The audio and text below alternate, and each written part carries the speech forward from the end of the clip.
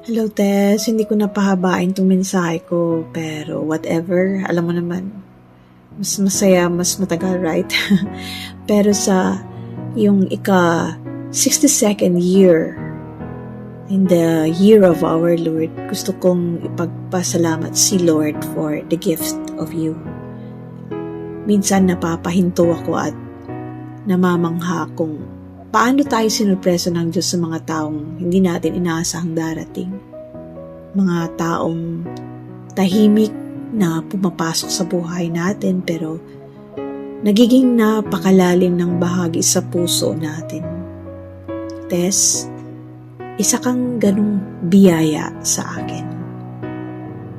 You were a friend I never expected would become a confidant, a calming voice, and a trusted partner in our early childhood ministry.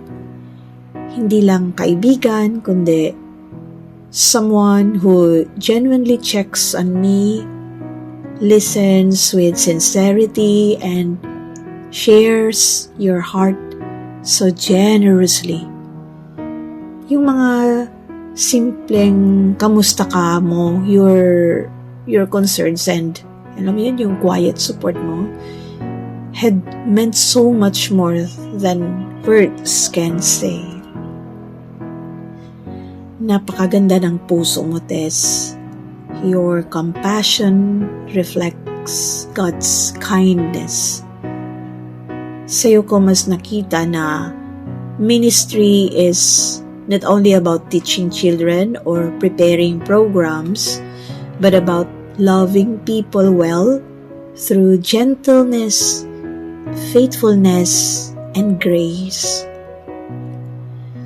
Sa birthday mo ngayon, my prayer is that you will feel how deeply loved and appreciated you are.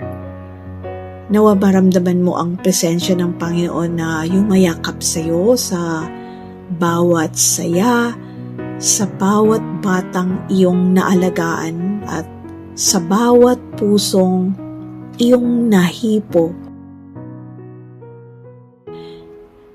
Thank you for being such a blessing, a prayer warrior, and a beautiful partner in ministry.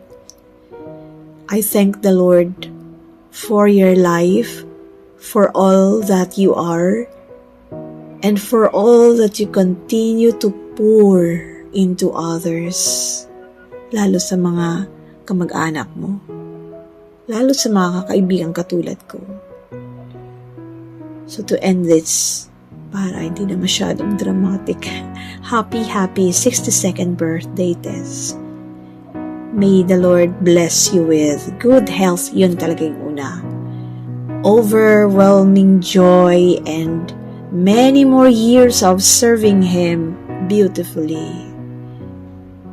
Sa araw na to, dahil kaarawan mo, with love and gratitude, ang iyong kaibigan, Christine. Happy birthday, Tess!